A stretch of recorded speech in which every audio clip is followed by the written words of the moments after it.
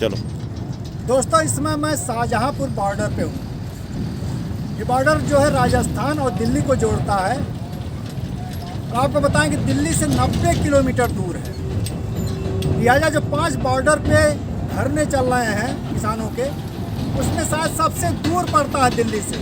लिहाजा यहाँ किसी के लिए आ पाना मुश्किल होता है। अभी तक हम लोग जो है टिकरी, सिंघू और गाजीपुर बॉर्डर जाते थे। आज मैं पहली बार शाहजहांपुर बॉर्डर आया हूँ।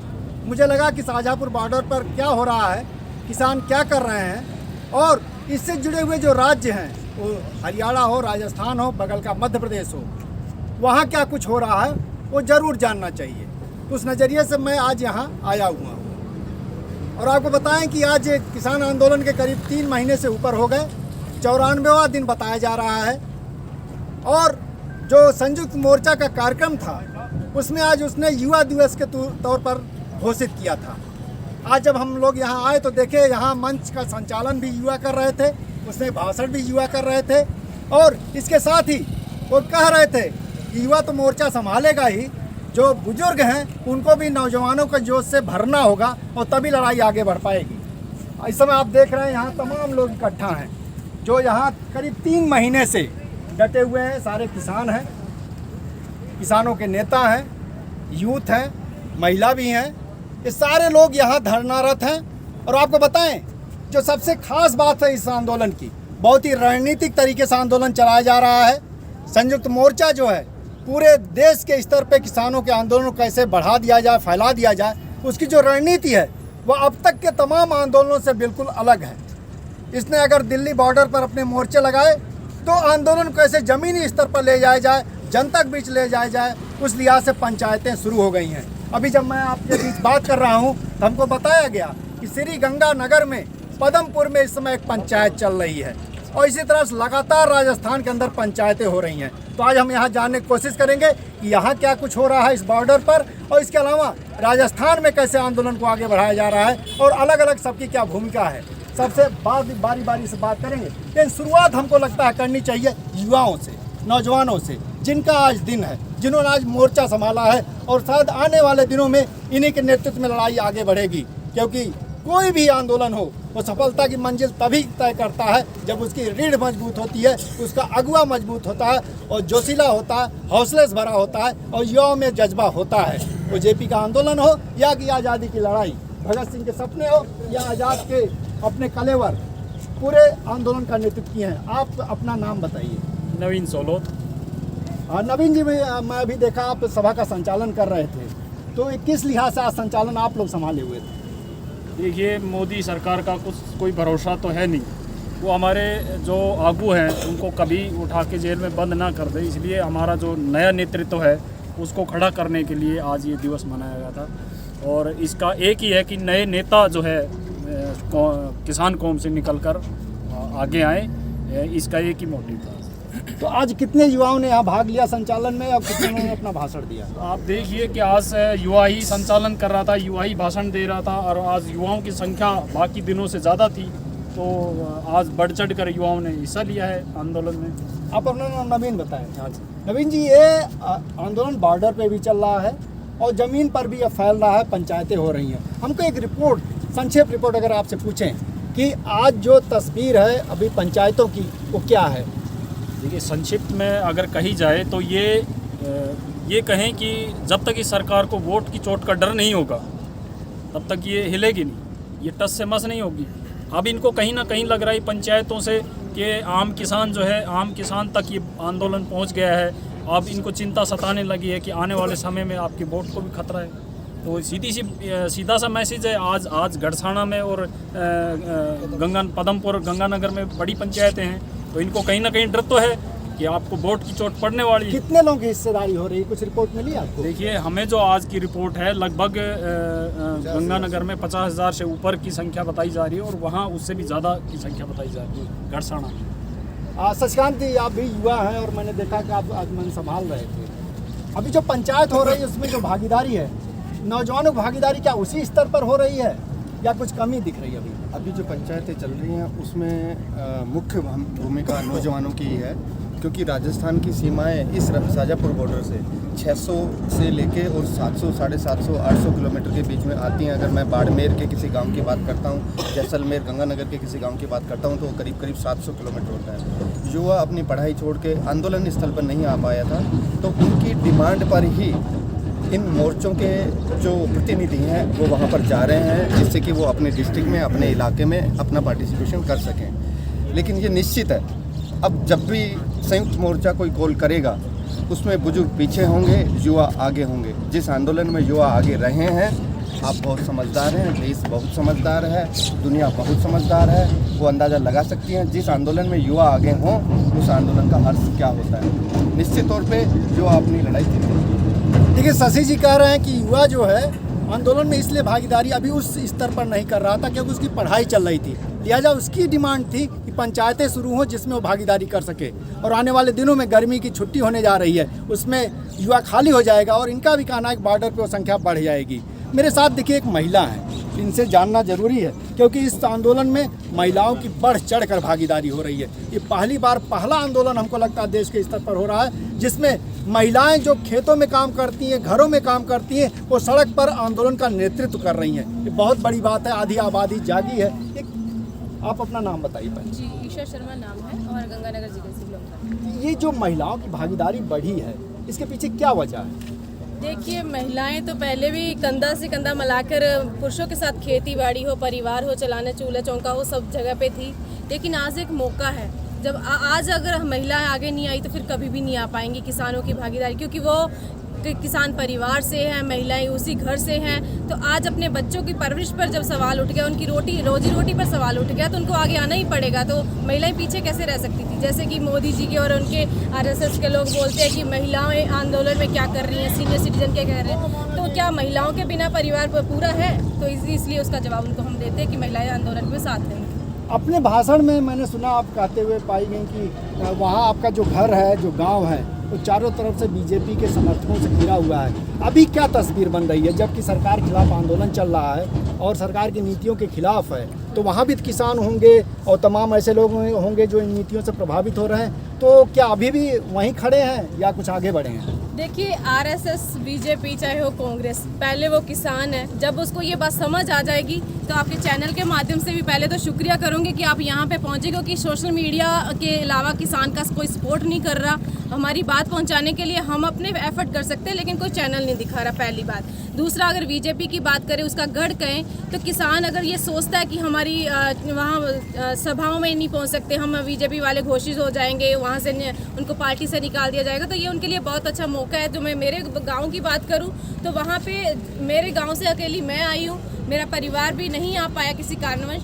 लेकिन जो अभी जनसभाएं हो रही है, महापंचायतें हो रही है, तो एक एक बच्चा भी जुड़ रहा है।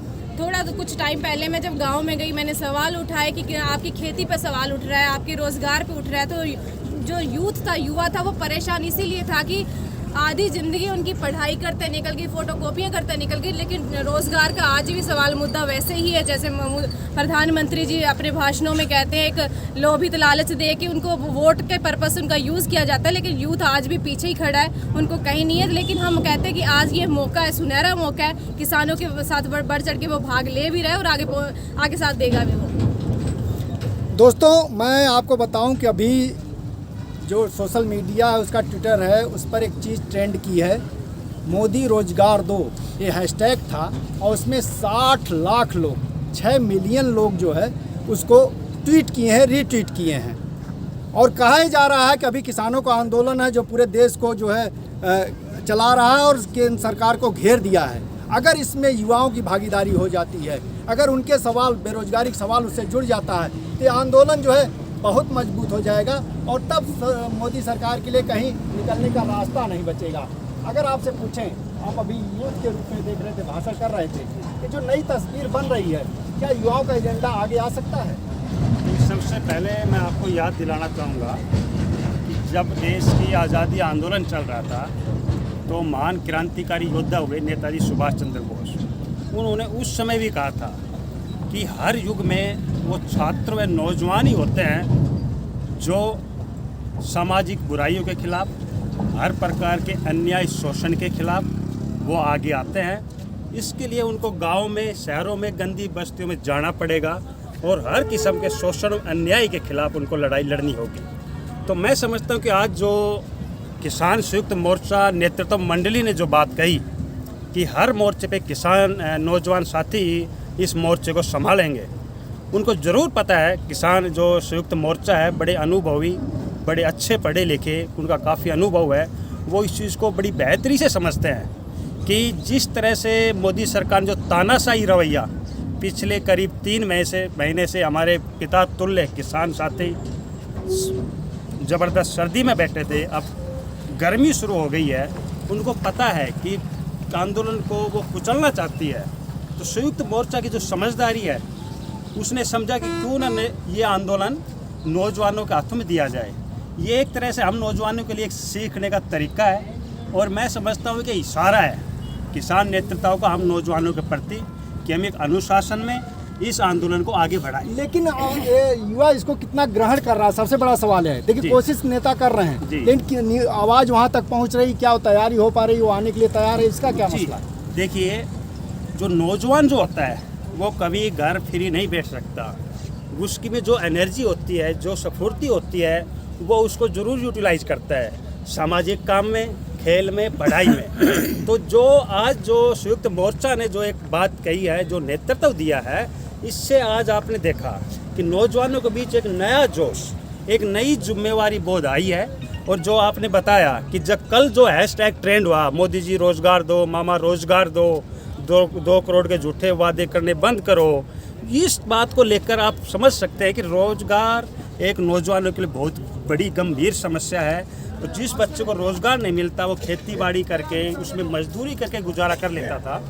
ये जिस ओर जवानी चलती है उस ओर जमाना चलता है, तो जवानी कब चलेगी? जवानी 3 महीने हो गए, पता नहीं चला क्या आपको?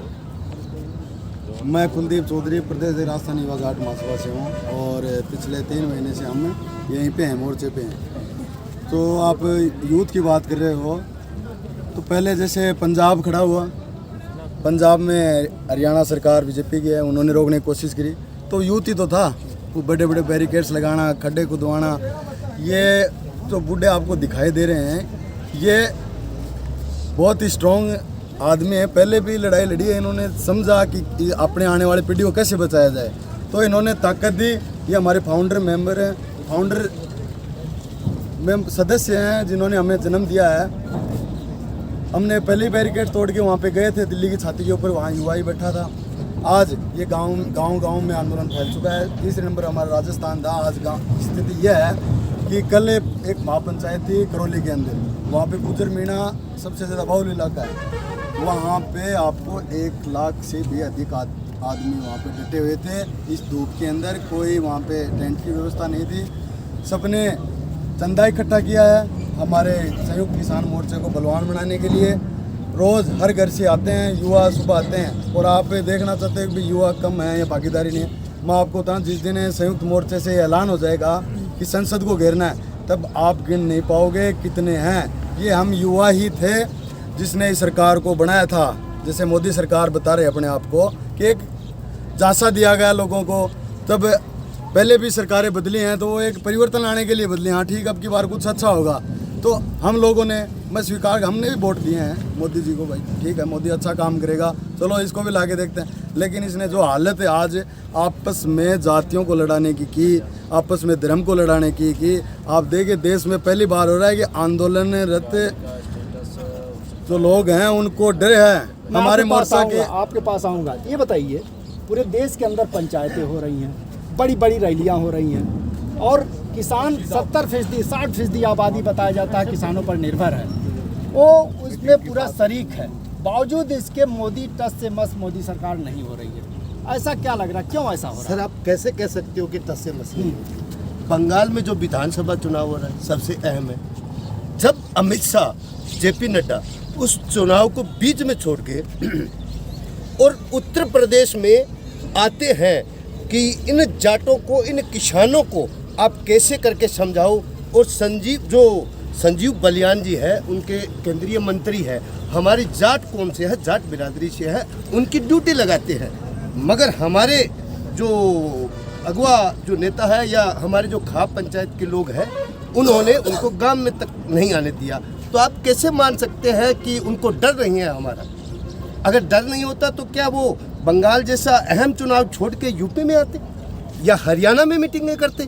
कभी नहीं करते, आज तक नहीं की, तो अब कैसे करने लगे? तो आपका कहना है कि दबाव का ही नतीजा और आने वाले दिनों में और क्या हो सकता है? आने वाले दिनों में सैलाब आएगा, सैलाब। हमारे जो युवा है वो सैलाब लेके आएंगे, जन क्रांति लेके आएंगे, युवा है किसान क्रांति लेके आएंगे। जूत मारेगा और इनको भगाएगा। जो ये घरों में पड़े हैं ना, आज इनके अगर दम है, ये कानून अच्छे हैं, तो वो आगे बताए भाई यहाँ मूर्ख आदमी है क्या कोई? भाई समझ नहीं रहे, कोई भाषा अलग है, कोई लैंग्वेज, कोई बहन जो कोई रंग भेद का फर्क है, फर्क कौन सा है ये आगे बताएं। आज इनकी हिम्मत नहीं हो रही कोई गांव में घुसने की। इस आंदोलन की सबसे बड़ी बात है कि ये आंदोलन 36 बिरादरी का है। इस आंदोलन ने समाज में जो मौजूदा सरकार ने जहर फैलाया था जातिवाद का, उसको धो दिया।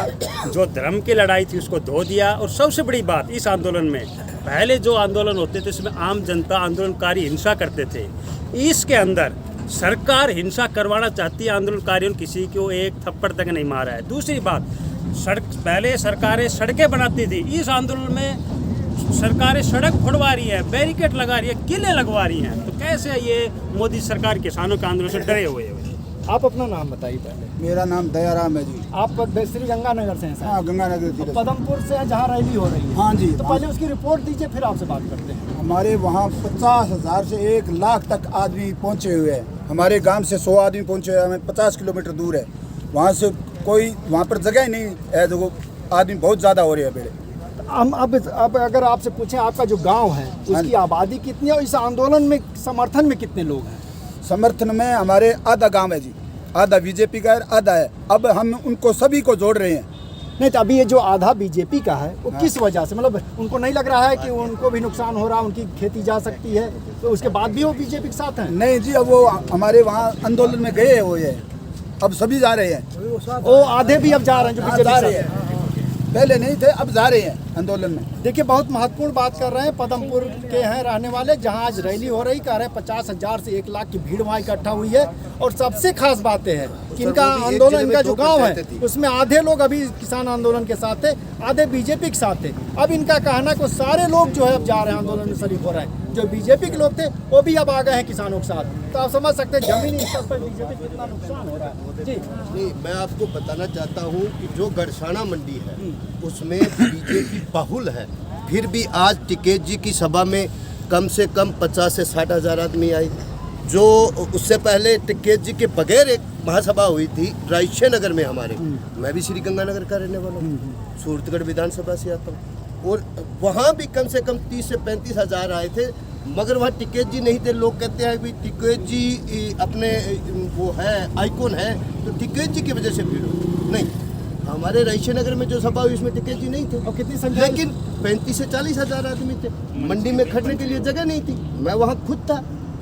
लेकिन टिकैत जी का नाम ही काफ़ी है, उनकी शक्ल की जरूरत नहीं। अगर कोई इस तरह की रिपोर्ट देना चाहे, जमीनी स्तर पे जो बदलाव आ रहा है, हम वो जानना चाहते हैं, दर्शक जानना चाहते हैं। आपने यहाँ पड़ाव डाला हुआ है तो ठीक है, तो जमीन पर क्या बदलाव आ रहा है वो भी जानना चाहिए।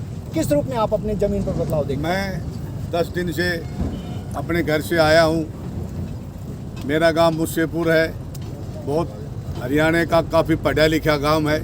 सभी लोगों से, युवाओं से गांव जाकर मिले हैं। जो पहले हमारी स्थिति थी, जो सरकार भ्रमित करती थी, वो हमारा भ्रम लोग समझ गए। अब हमारे साथ आने लग गए, महिला भी साथ आ रही है, युवा भी साथ आ रहे हैं, और बुजुर्ग तो पहले ही समझ गए। सबसे पहले आपको आश्चर्य होगा कि अहिरवाल के बुजुर्ग सबसे पहले समझे, उसके बाद युवा समझे। आज अपनी खेती को लोग ठेके पे दे रहे हैं। अब खेती से तो आए साल हमने खूब कमाया है और खूब खाया है। अब 8 मन की बजाय 10 मन में भी कटाई होगी तो हम उसके लिए तैयार है। मैं अपना पैसा ठेकर का, हम 2 भाई किसान है, जितने भी मेरे 40 वहाँ मैं बैठा के आया हूँ, जो भी वो लेंगे मैं उनको देने को तैयार था। अच्छा, मतलब आप यहाँ डटे रहेंगे, भले वहाँ नुकसान हो जाए। अपना कूलर खरीद के लिए आया हूँ और अपना एसी मेरा लड़का भेजेगा, और मरेंगे भी यहीं, जिएंगे भी यहीं। ये भाई अपने वहाँ से आए हैं। किसान एकता, किसान एकता। ये बाबा बाबा। शुभ नाम अपना बताइए। यानी राजवीर सिंह, और कहाँ से हैं आप? हम कोटा से हैं। अच्छा, आप कोटा से हैं, मतलब एकदम दूसरे इलाके से। तो अभी कोटा से कितने लोग आए हैं और आप कितने दिन पहले यहाँ आए और आपके इलाके से कितनी भागीदारी हुई?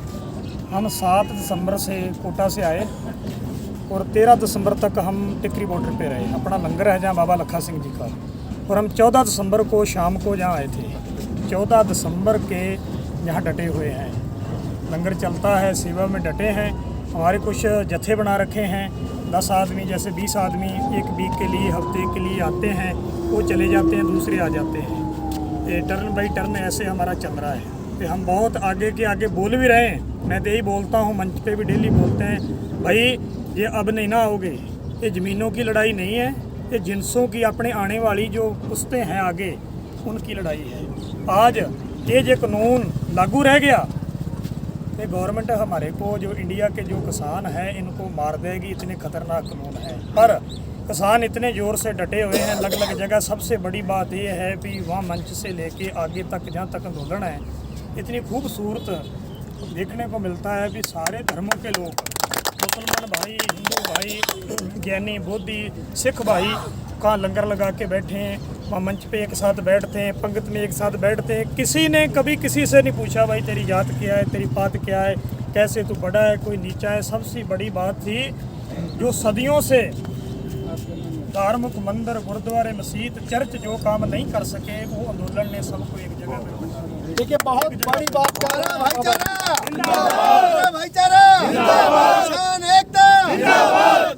भारत माता की।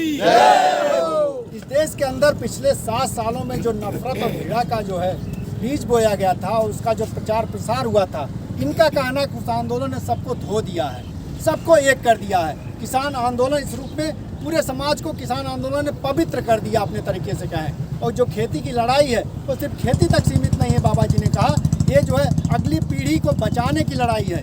इस देश के अंदर पुश्त दर पुश्त जो ज़मीनें आती थी वो कॉर्पोरेट ने छीनने की तैयारी शुरू कर दी है। तो पूंजी की सत्ता बनाम किसान की सत्ता, और अगर ये लड़ाई किसान हारा तो पूंजी हावी हो जाएगी और किसान अपने ही खेत पर मजदूर बनने के लिए तैयार हो जाएगा। ये किसान क्या मजदूर बने उसके लिए तैयार है? नहीं तैयार है, बिल्कुल नहीं। तो अभी ये लड़ाई कहाँ तक आप खींच सकते हैं? जब तक मोदी सरकार ये तीनों कानून वापस नहीं लेगी तब तक किसान जाए नहीं। और सबसे बढ़िया मैं इस सरकार को एक धन्यवाद देना चाहता हूँ, क्योंकि मैं मुस्लिम समाज से हूँ।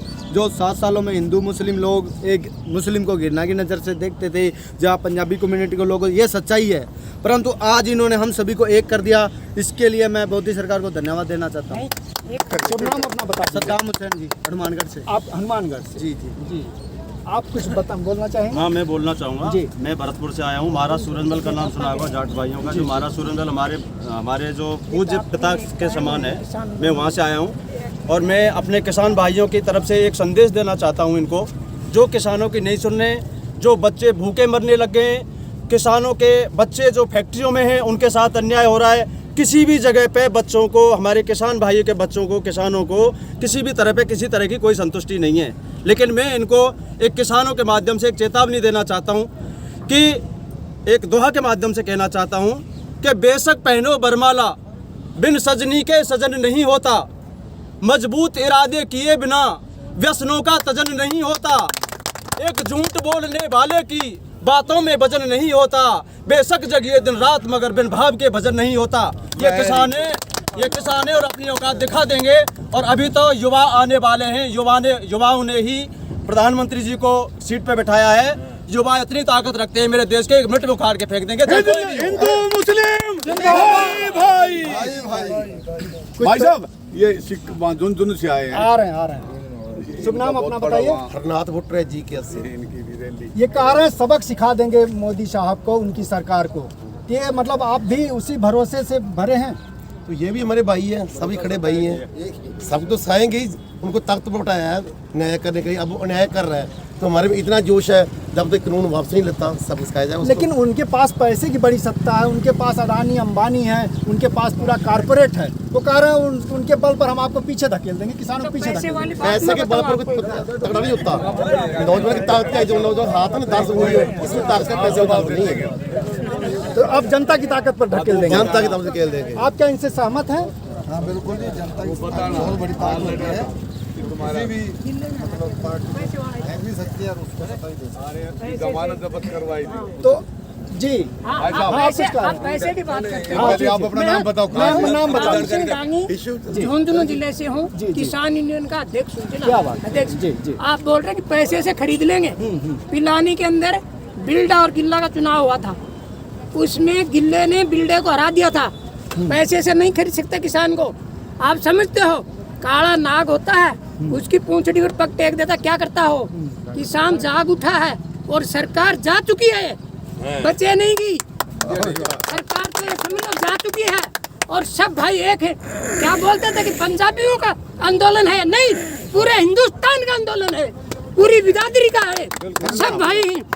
चौधरी चरण सिंह ने क्या कहा था चौधरी चरण सिंह ने कि मनुष्य है जाति, इनको बांट दिया जाति जाति ने। जाति है सिर्फ मनुष्य, खून सब में एक है, किसान एकता। लेकिन ये बताइए, हाँ बोलिए। अगर कहीं ये दंगा करवा दिया, कोई दंगा नहीं करवाएंगे, किसान दंगा नहीं करता। कोई जांच का पासा फेंक दिए, कुछ नहीं चलेगा, इसमें कुछ नहीं चलेगा, कुछ फेंक दो चाहिए। इस आंदोलन में जात को ही तो जात- खत्म किया है। हाँ। और हिंदू मुस्लिम सिख ईसाई कोई दंगा नहीं होगा। दंगा नहीं होगा इसमें। इतनी बातें, इतने सवाल हमसे पूछे, और आप मीडिया वाले हो, साफ लिखो। उसका एक ही सारांश है। आप कहते हैं कि इनके पास ताकत, इनके पास ताकत है नहीं, इनके पास ताकत थी। किन की ताकत थी? युवाओं की ताकत थी, इन किसानों के बेटों की ताकत थी। मैं भी किसान का बेटा हूँ। वो ताकत आज किसानों के साथ है, अपने पेरेंट्स के साथ है, अपने जन्मदाताओं के साथ है। मोदी जी के पास जो ताकत है, वो ताकत आज किसानों के साथ है। और मैं बहुत ही शालीनता से सरकार से निवेदन करना चाहता हूँ, ये आंदोलन किसी भी सरकार के खिलाफ नहीं है, ये आंदोलन किसान का है और अपने किसान बुजुर्गों, पिताओं, माओं, अपने बच्चों, अपनी पीढ़ियों को न्याय के लिए है। अगर मोदी सरकार ये कहती है कि ये किसान के हित में है कानून, तो मैं ये कहता हूँ ये किसान के हित में नहीं है। किसान की सिर्फ एक ही कमजोरी थी कि उसके पढ़े लिखे बच्चे, उसकी दूसरी पीढ़ी के युवा लोग उनको खेती करते हुए पसंद नहीं करते थे, अच्छे नहीं लगते थे, खेती अच्छी नहीं लग रही थी। लेकिन याद रखिए, आज किसान के हर बच्चे को अपनी खेती अच्छी लग रही है।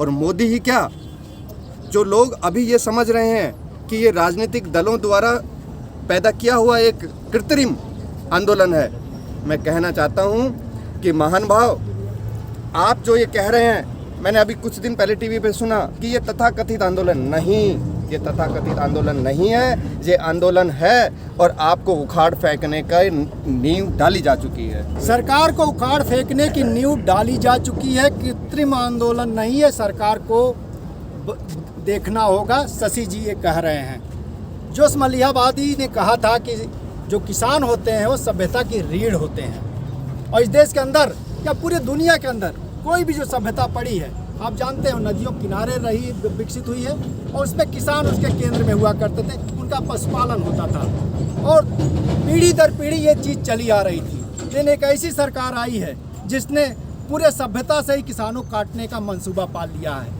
उस रीढ़ को ही तोड़ने का उसने मंसूबा पाल लिया है। लेकिन उसको सोचना चाहिए कि इस देश के 70% किसान और उनके साथ उनका लड़का नौजवान और उनकी पत्नी और बेटियां महिलाएं अगर जुड़ जाएंगी तो उसके लिए कितना भारी पड़ेगा। शाहजहाँपुर बॉर्डर से जनचौक के लिए मैं महेंद्र मिश्र।